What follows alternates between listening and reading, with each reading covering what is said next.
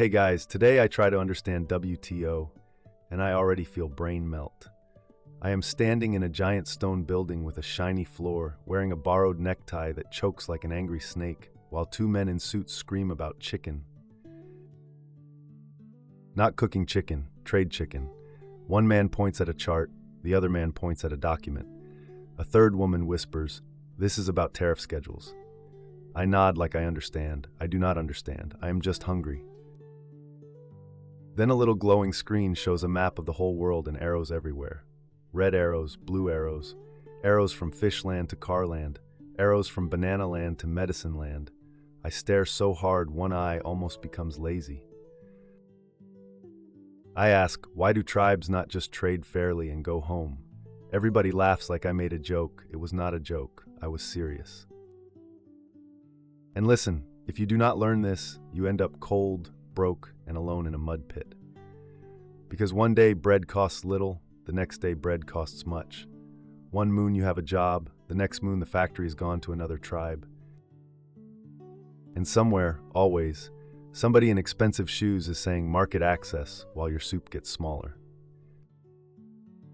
Before you sit comfortably on mammoth skin, smash the like button and hit the magic scribe stick, but only if what I say makes you smile or think. Tell the caveman in the comments, where's your cave? What moon time? Now grab your stone seat, hold on to your beard, and let's walk into the firelight of today's hunt. So the story begins like this. I am from a simple tribe. We know basic trade. You have berries, I have a rabbit. We swap. Maybe a little argument. Maybe someone lies about rabbit weight by stuffing fur with wet moss. Normal market behavior. But the modern world makes trade into a giant ritual with papers, meetings, translators, coffee, and faces that look tired but powerful. I first heard the word WTO when my tribe nephew, small boy, smart mouth, always on a tablet, said, "Uncle, your new spearhead is expensive because of global trade tensions." I said, "Who is global? Why is he causing tensions?" The boy rolled his eyes so hard I thought he saw his own brain. He says, "No, Uncle. WTO, World Trade Organization, World Trade Organization." Caveman repeat it slowly, like a spell. It sounds important. It sounds like a big cave where all chiefs sit around the fire and decide if your sandals cost 5 shells or 12. I imagine a giant stone circle with kings grunting and slapping mammoth maps. The boy says no. He says there are negotiations, agreements, legal texts, dispute panels. I hear panels and think of wood walls. Wrong again. Then my wife enters the story. My wife is stronger than me in many ways. She runs the home economy like a military operation. She hears me talking and says, "Good, learn WTO. Then maybe you will finally understand why coffee, rice, and cooking oil prices jump around like a scared goat." I say prices jump because of market goblins. She stares at me. That stare says, be useful or be quiet. So I decide to learn. The next day I go to the city trade office. Big sign. Air smells like printers and sadness. A lady at the desk asks for my appointment name. I say, "Caveman, here to fight WTO." She blinks, types something, says, "Do you mean understand?" I say, "Maybe." She sends me to a seminar room. Inside the room, a professor person, half-moon glasses, laser pointer weapon. The slide says the rules-based trading system. I am already sweating. Rules, fine. Trade, fine. System, dangerous word. Every time a modern person says system, I lose money somehow. The professor says WTO helps countries trade under agreed rules, reduce barriers, and settle disputes peacefully. I write notes on a napkin. Big trade tribe, no punching first, many rules, still somehow chaos. Then the professor says something that hits me like a club to the forehead. It's not a world government.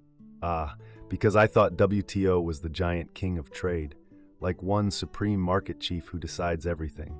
But no, not a king, more like a giant rule camp. Countries join, agree to rules, and argue inside the rules instead of always doing random revenge taxes in the dark. This part I like, because I know revenge. Revenge feels good for one afternoon. Then your fish supply disappears and everybody blames you. Still, I am confused. If WTO is not king, why does everyone care so much? Why do ministers fly across oceans for meetings? Why do news people say WTO talks collapse like the sky is falling? Why does one policy in one country make the onion price in my market start acting possessed? The professor sees my face, the same face I made when my nephew explained cloud storage and I looked at an actual cloud for 20 minutes. He says, "Don't worry, think of it like this. The WTO is where countries try to make trade predictable. Predictable. Now that word, Caveman understands. A caveman tribe can survive bad weather. A tribe can survive a hard winter. A tribe can even survive Uncle Dago's fermented fish experiments. But a tribe cannot survive surprises every week. If a salt trader arrives and suddenly says tax doubled, no one plans. If a toolmaker wakes up and exports are blocked, workers panic. If a rival tribe bans grain with no warning, people fight over stale bread in the market. So maybe this WTO thing is not sexy, not dramatic like battle, but maybe it stops 10 dumb battles before breakfast. I am still not fully convinced. I need proof, I need a story. I need to see how this strange rule cave works with real humans, real greed, real fear, and real tribe nonsense. And lucky for me, the modern world provides all four in one room. Because right then in the seminar, two businessmen start arguing during question time. One says cheap steel imports destroy local jobs. The other says tariffs make everything cost more and hurt factories that use steel. The first man says unfair competition. The second says supply chain efficiency. I whisper to the lady beside me, why do they use many words when both are just scared? She smiles, says exactly. That's when I realize this hunt is bigger than learning one acronym. This is about why countries act polite in daytime and threaten each other by sunset. Why every tribe says free trade until free trade hurts their cousin's business. Why rules matter, but politics always sneaks in wearing perfume. And why somehow one organization with meetings and paperwork became the campfire where the whole world argues over who sells what, at what price, under which promise. So in this hunt I go deep. Cavemen talk to a professor, cavemen talk to a trader, I talk to an angry factory man, I talk to a farmer who hates imports but loves exports. I even talk to a government guy who says non-tariff barrier 12 times like a curse spell. And yes, I make mistakes, big mistakes. At one point I accidentally start a mini trade war in the local market over imported pickles. We will get there. But first, I had to answer the basic question before my brain leaked out of my ear. What is WTO really? Not the textbook answer, not the suit answer, caveman answer. And when I finally understood, I laughed. Because modern people build giant institutions, write 10,000 pages, hire lawyers, fly to conferences, just to do what old tribes should have done from the beginning, make clear rules before somebody flips the table. So cavemen start with a big question. What is WTO really? The professor draws a picture on the board, a circle of many tribes, arrows between them. Underneath, 3 words, rules, agreements, disputes. He says, the World Trade Organization is where countries agree on trade rules, reduce barriers like tariffs, and settle arguments without chaos. Cavemen say, so a big referee tribe. The professor sighs, says, kind of. And that's when my brain clicks a little, because in an old caveman market there are no rules, only memory and shouting. One day a river tribe sells fish cheaply, the next day they are angry and say, no more fish for you. Then we say, fine, no more flint stones for you. Soon both tribes are hungry and barefoot. No system, only revenge. WTO tries to fix that. Countries join. They sign agreements, big, thick documents that smell like printer ink and regret. These agreements say things like how much tax you can put on imports, called tariffs, how you treat foreign goods compared to your own goods, how you handle farming subsidies, how to solve fights when someone cheats. It's like all tribes agreeing on campfire rules before trading goats. But here's an important thing. WTO is not police. It cannot send soldiers, it cannot force countries to obey, it cannot throw a chief into a lava pit. What it can do is this. When one country breaks rules, another country can complain. A WTO panel looks at the case. If a rule is broken, they allow punishment, usually by letting the harmed country raise tariffs in return. So instead of war, you get legal revenge with paperwork. I am disappointed. I like clubs, but fewer broken skulls are good for the economy. The professor tells a story of old days before WTO when countries often raised tariffs suddenly. In the 1930s, many countries did this during a big economic crash. Trade collapsed, jobs vanished, people became desperate, governments panicked, things got ugly.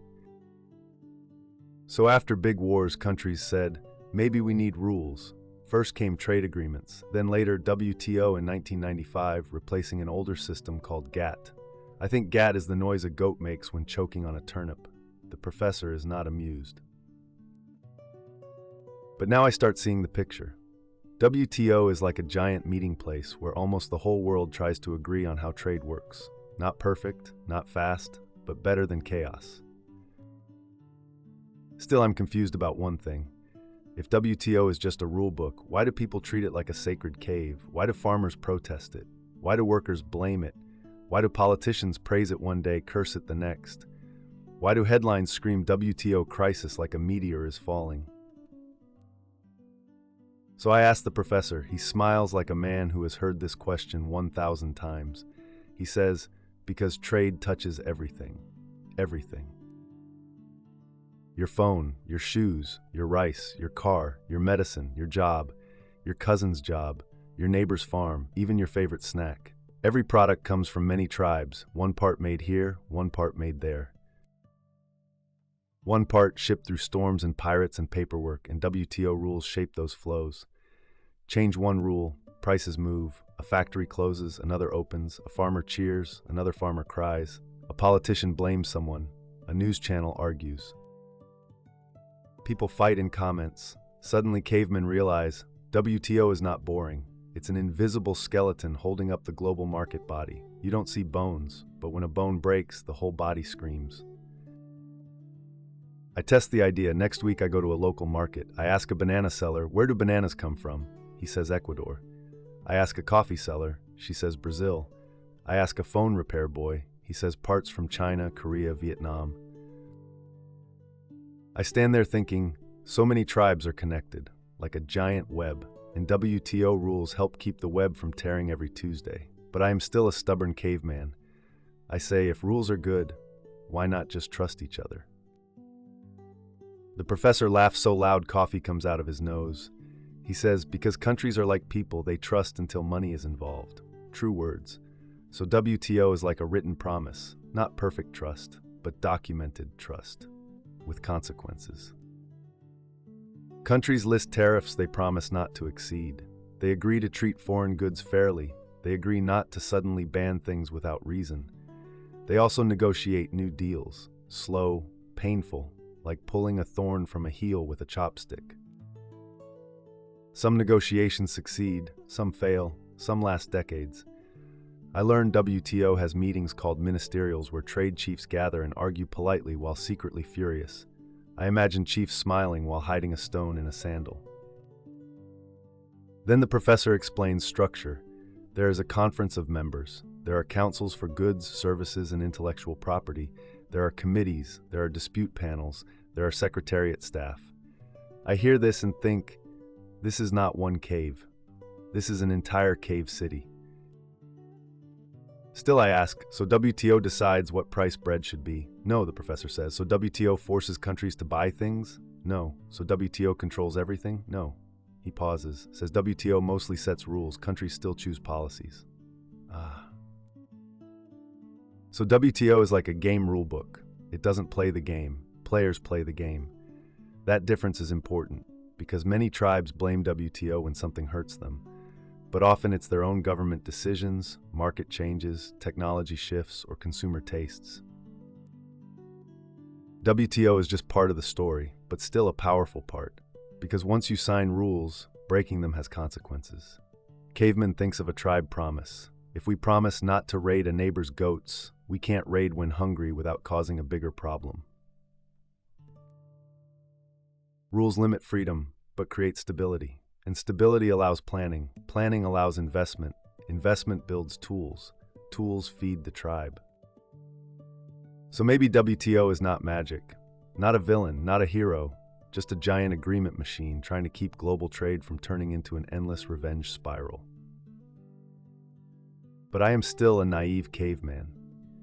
I want to know why people are obsessed with it, why chiefs fight over small tariff numbers like they are life or death, why farmers march with signs, why factory workers blame imports, why politicians promise fair trade like a magic spell.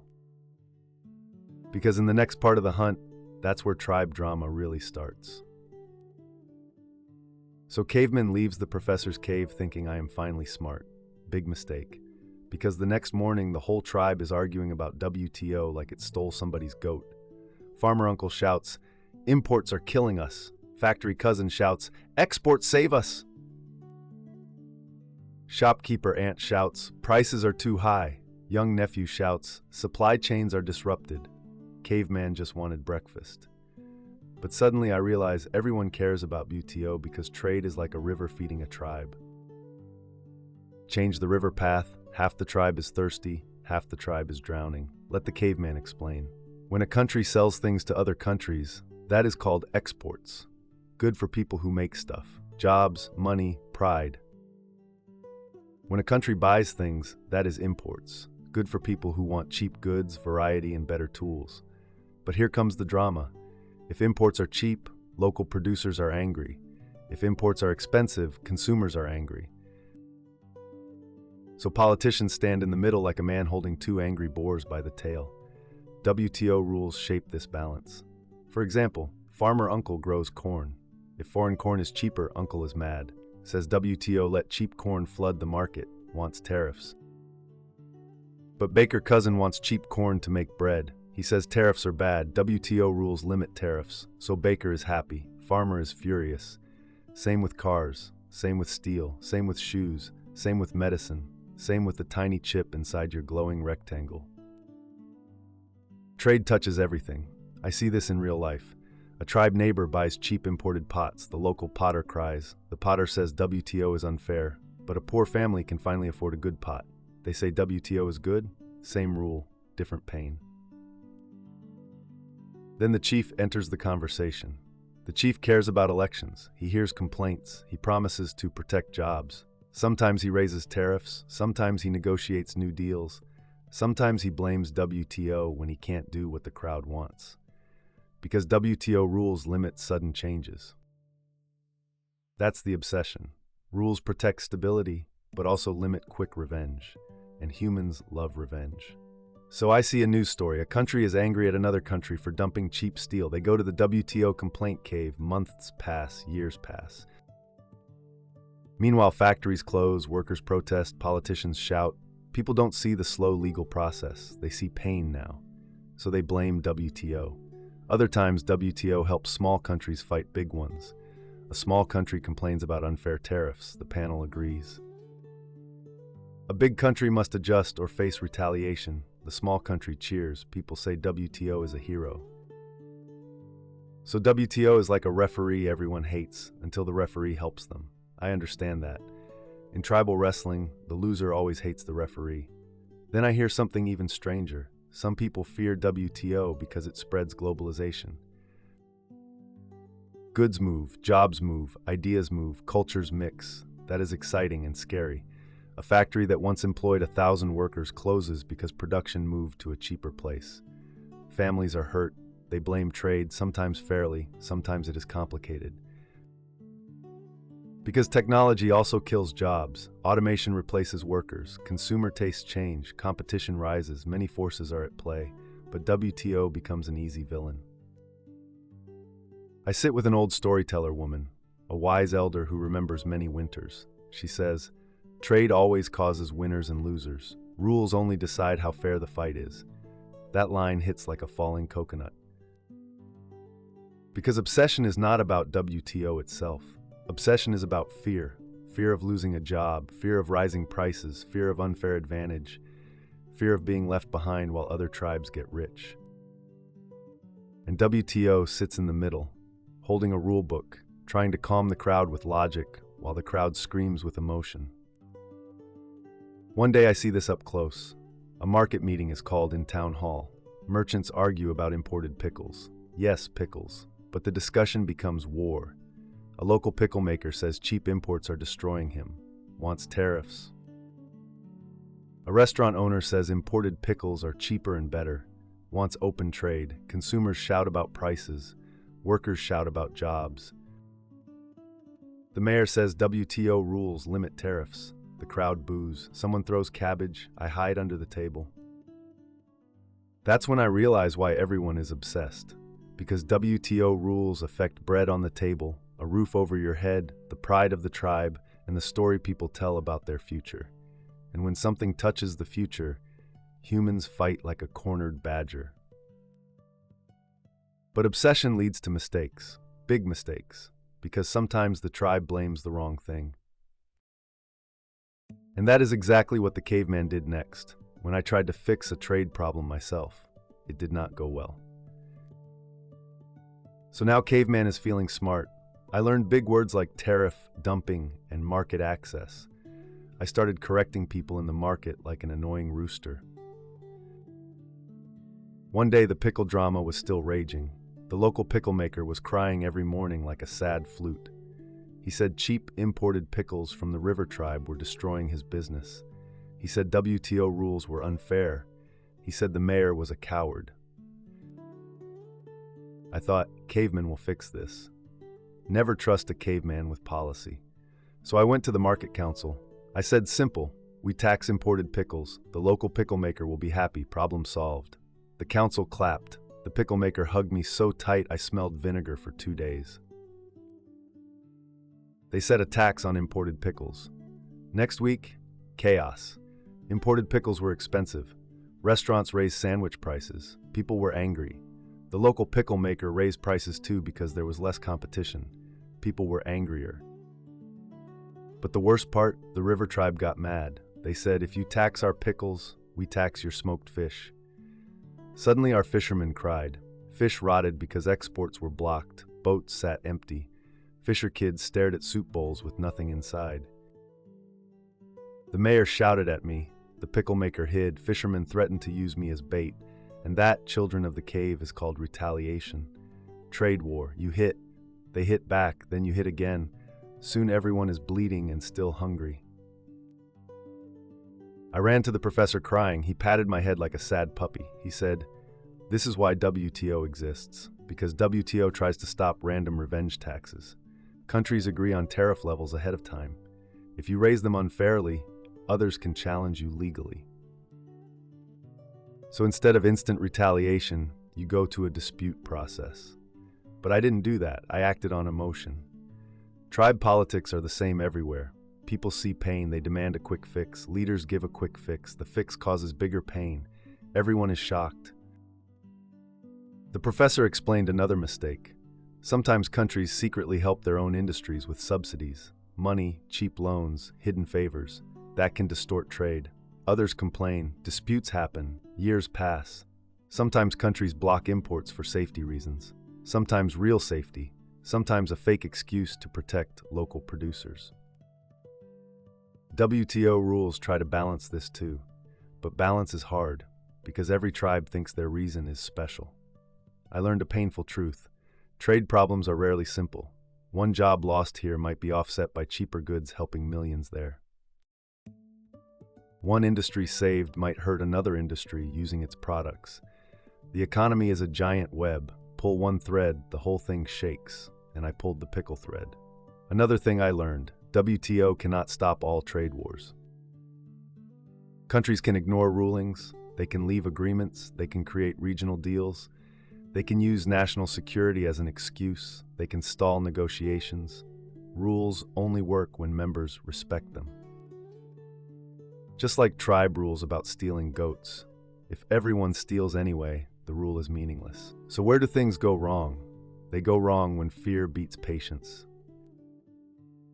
When leaders want quick applause, when people blame trade for deeper problems like bad education, poor planning, corruption, or technology change.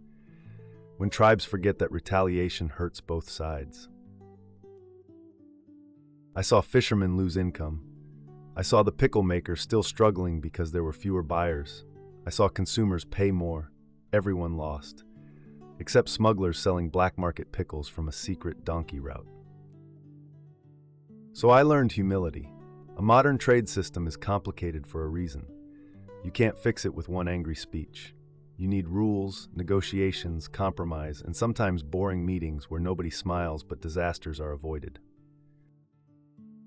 After the pickle war, the professor said, "Now you are ready to learn real tricks of WTO, real tricks that make the system work."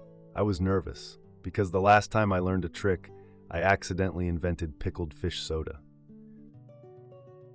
But I listened anyway, because the tribe cannot survive chaos forever, and maybe, just maybe, the caveman could still redeem himself. After the pickle disaster, the professor brought caveman tea and a thick book that looked like it could stop an arrow. He said, "First rule of WTO, most favored nation." Caveman laughed. I said, "So, a favorite tribe gets the best deal?" The professor rubbed his forehead. "No, the opposite," he explained slowly, like teaching a rock to float. "If you lower a tariff for one WTO member, you usually must lower it for all WTO members. No secret sweetheart deals. No, you are my cousin, so you get cheap goats, everyone else pays triple. Because that creates chaos and resentment. So the MFN rule says, treat all members equally. If you charge a 5% tariff on shoes from one member, you charge 5% on shoes from other members too, unless a special trade agreement or exception is allowed." I thought about this. In a tribe market, if I give a friend a cheaper rabbit, others get angry. They stop trading. The market collapses. So WTO says fairness first. But then my confusion returned. I asked, if everyone is the same, why do countries still do regional trade deals like special friend clubs? The professor smiled, said, because rules have exceptions, like tribes forming a hunting alliance, allowed under WTO if conditions are met. So MFN is not perfect equality, more like baseline fairness. Another elder trader explained in a caveman way. He said, predictability builds trust, trust builds trade, trade feeds the tribe. If merchants know tariffs are the same across many markets, they plan shipments, they invest in factories, they hire workers. Without that, nobody risks anything. So MFN is a boring rule, but powerful. It stops endless favoritism wars, and it protects small countries too. A big country cannot secretly give the best deals only to friends without extending them. I imagined a giant market where everyone knows the price ahead of time. Less shouting, less surprise. But then a trader whispered, countries still find loopholes. Of course they do. Humans are clever when money is involved. They use standards, regulations, hidden subsidies, and slow inspections. So WTO also has rules about treating foreign goods the same as domestic goods once inside a country, called national treatment. No sneaky discrimination after goods cross the border. Caveman realized WTO is like an endless attempt to stop creative cheating, because humans always invent new ways to tilt the game. Still, the MFN rule explains something big. Why the trade system looks boring but stable. Why countries negotiate hard over tiny tariff numbers. Why the rulebook is thicker than mammoth hide. Because once a rule is agreed on, the whole web depends on it. I nodded slowly. Maybe WTO is not just about trade. Maybe it is about fairness between tribes who don't trust each other, but still need each other. And that the caveman respects. But the professor said the next trick was even more important. He called it tariff bindings. I heard the word binding and thought of rope. I was wrong again, but the lesson hurt my brain even more.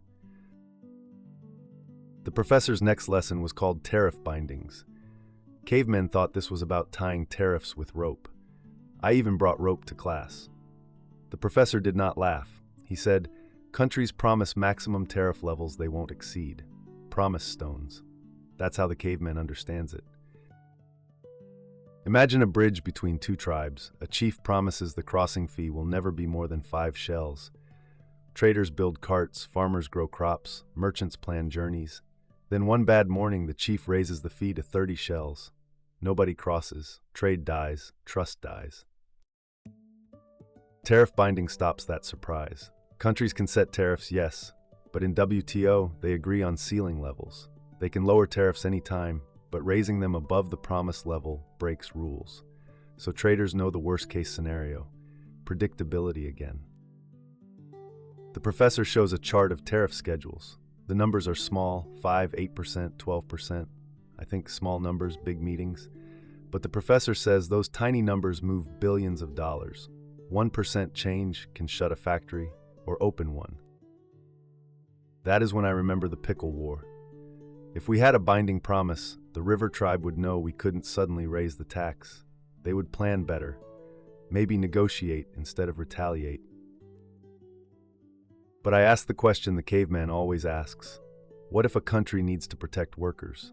The professor says they can renegotiate bindings but must compensate others or face retaliation.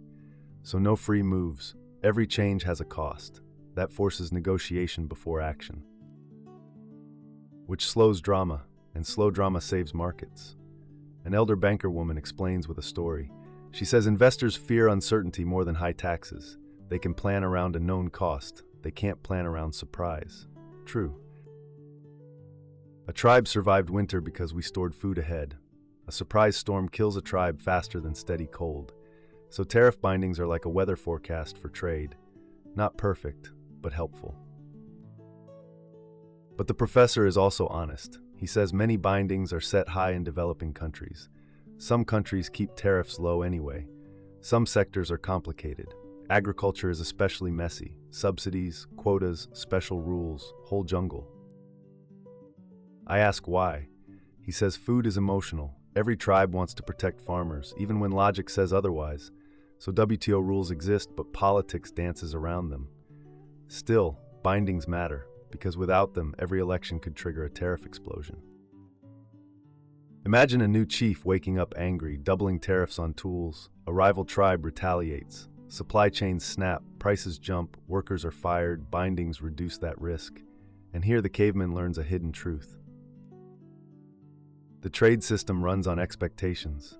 If people trust rules, they invest. If they fear sudden change, they hoard. Hoarding kills an economy like drought. So WTO rules are like promises carved in stone, not unbreakable, but breaking them is costly. I finally start respecting this strange organization, not because it is perfect, because it prevents the worst instincts. But the professor says the biggest trick is still ahead, the complaint cave, where countries fight without swords. I am disappointed, but curious, because the caveman loves drama. So the professor said, now the caveman learns dispute settlement. I got excited. I thought of a gladiator arena. I thought of chiefs yelling, throwing chairs, dramatic drum music. Instead, it was a meeting room with water pitchers and people whispering. Disappointment level high, but lesson level very high. The professor explained, when one country thinks another breaks WTO rules, they file a complaint. A panel of experts reviews evidence. They read documents thicker than a mammoth skull. They decide who is right. If a country broke a rule, they must fix policy or accept retaliation from the harmed country. So instead of an instant trade war, you get a structured fight, like two tribes bringing an argument to wise elders instead of stabbing each other in the market. I thought of the pickle disaster again. If we had a WTO-style process, the river tribe would file a complaint. A panel would say, caveman tax unfair. We would fix it. No fish embargo, no chaos. The professor said this system reduced many trade wars. Countries are still angry, but they argue with lawyers instead of soldiers. And yes, lawyers are very scary too. But here is the twist. Dispute settlement works only if members respect rulings. If a big country ignores a decision, the system weakens.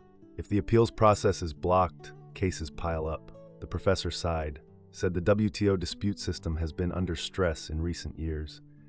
I realized even the best rules depend on cooperation.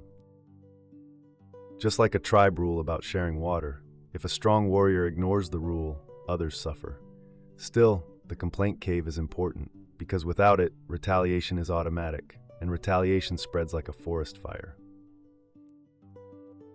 I imagine two countries fighting over steel, then aluminum, then cars, then electronics. Soon everything is taxed. Trade shrinks, prices rise, jobs are lost everywhere. The complaint cave slows the fire. I visited a local businessman who once used a WTO dispute to challenge an unfair import ban. He said a small country like his could never fight alone. WTO gave a platform, so the system helps weaker members too. Not perfect fairness, but more fairness than the jungle. Then I asked, why do cases take so long? He laughed. Because evidence, translation, negotiation, appeals, all slow. Slow justice is frustrating, but fast revenge is worse. I learned something else. Many disputes are solved before a final ruling. Countries negotiate quietly to avoid embarrassment. So WTO is also a stage for diplomacy. I thought of tribe elders talking all night until sunrise, finding compromise so no blood was spilled. That wisdom is ancient. The modern world just gave it microphones. But the professor warned the dispute system is not a cure-all. It cannot solve deep political fights. It cannot fix trust broken beyond repair. It cannot force friendship. It only manages conflict. And sometimes, that is enough. Because a world without rules is a world where the strongest wins every time, and small tribes vanish. I sat quietly after the lesson. I thought about fishermen, the pickle maker, the baker, the farmer, and the confused caveman in the middle, all connected, all affected by rules they never read. And cavemen finally understood something important. Trade fights are not about goods, they are about power, fear, and fairness. WTO just gives those fights a safer battlefield. Still messy, still emotional, but fewer broken skulls. And for the caveman, that is big progress. But the professor said one more trick was needed, because WTO is not a magic wand. It has exceptions, loopholes, politics, and that is where the final lesson begins. By now, the caveman was thinking WTO was a shiny, perfect spear. Wrong again. The professor said, "The system has exceptions." I groaned. Exceptions are always where chaos hides. Countries can restrict trade for health reasons, safety rules, environmental protection, national security, cultural protection, regional trade agreements, special treatment for poorer countries. All logical until tribes stretch them like old goat skin. One country bans foreign cheese for health reasons, but somehow local cheese with the same problem is still sold. Another blocks imports for security. Another subsidizes farmers so heavily that prices are distorted. Another delays shipments with inspections so slow bananas rot. Everyone says the rule is respected. Everyone is also bending the rule, because WTO is an agreement between humans, and humans are creative. But the professor explained something important. Exceptions exist because reality is messy. Poor countries need time to grow industries. Farmers need support during drought. Medicines need safety checks. The environment needs protection. So rules are flexible, too flexible sometimes. But without flexibility, many countries would never join. So WTO balances fairness with sovereignty. I saw this in tribe life. We have a rule, share water equally, but when an old elder is sick, we give extra. When a child is injured, we break a hunting rule to help. Flexibility keeps the tribe humane. But if everyone abuses an exception, the rule dies. So WTO is always walking a tightrope. Another trader told me a story. A country complains about unfair steel subsidies. The case drags for years. Meanwhile, politics change, negotiations stall, retaliation is threatened, markets are nervous. So even with rules, uncertainty remains because trust is still fragile. I asked the professor, "So WTO is useless?" He laughed, said no, without it, chaos would be worse. Because before WTO-style rules, trade wars were common, tariffs jumped wildly, global trade collapsed more often. Today problems exist, but the system still prevents many disasters quietly, like a guardrail on a mountain road. You don't praise a guardrail every day, but when a car slips, the guardrail saves lives. WTO is the same, invisible protection. And sometimes, invisible frustration. Cavemen thought of the fisherman, the baker, the pickle maker, Rules didn't fix everything, but they gave a path to argue without burning the market, and that, maybe, is enough. So I sat by the fire thinking deep caveman thoughts. What is the lesson here? Why do modern humans build giant institutions just to trade goats? And the answer came simple. Trade is trust, with receipts. WTO is the receipt book. Not love, not friendship, not perfect justice, just a record of promises. But promises matter, because when tribes trust a little more, they trade a little more. When they trade a little more, they grow a little more. And when they grow a little more, fewer people are hungry. So maybe WTO is boring, maybe meetings are dull, maybe negotiations are slow like a snail carrying a brick. But behind the boredom, lives improve quietly. And the caveman, who once caused a pickle war, finally understands. Rules are not a cage, rules are a road. Without a road, everyone is stuck in mud. After all the lessons, Caveman walked home slowly. The moon was high, the market was quiet. Only a stray dog was chewing a suspicious imported sandal. I thought about the whole journey. At the start, I was angry. I thought WTO was an evil wizard making pickles expensive. Then I thought WTO was a world king controlling prices. Then I thought WTO was a useless paper club. The truth is smaller, but deeper. WTO is just tribes trying to trust each other enough to trade. That's it. Not romance, not miracle, just structured trust. Because trade without trust is like hunting with a dull spear. You stab a friend by accident. Every trader needs predictability. A farmer plants crops months before harvest. A factory builds machines years before profit. A shipping company buys a giant boat before knowing demand. If rules change every week, nobody risks anything. So WTO says, here are rules, not perfect, but written. That written promise is a receipt, and a receipt makes trade possible between strangers. I realized something personal too. In a tribe marriage, trust works the same way. My wife trusts me to bring wood. I trust my wife not to poison soup. We build life on small promises kept daily. Break promises too many times, the family collapses. Countries are the same. Break trade promises, the system collapses. Then chaos, then retaliation, then shortages, then blame. I saw it with the pickle war. But the caveman also learned humility. TO cannot fix everything. It cannot stop greed. It cannot erase inequality. It cannot bring back lost jobs automatically. It cannot force friendship, because trade reflects the world, and the world is messy. Some countries are richer, some are poorer, some industries are powerful, some are fragile. WTO tries to level the field, but players are still uneven. So real wisdom is balance. Protect workers without blocking the future. Open markets without crushing farmers. Negotiate without humiliating rivals. Think long-term, not just election season. Hard work. But the caveman finally understands why the modern world keeps this strange organization alive despite complaints. Because the alternative is worse.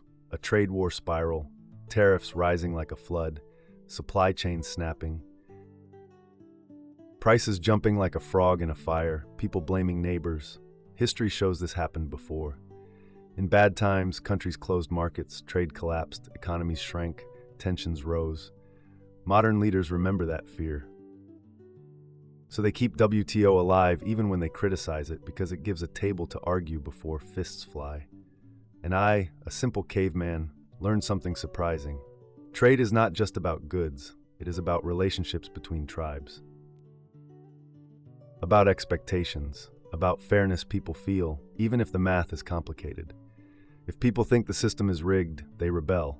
If they trust the system somewhat, they cooperate. So WTO is like a campfire circle where tribes talk instead of raid. Not a perfect circle. Sometimes someone throws coal, sometimes a meeting ends with slammed doors. But still, the circle exists, and that matters.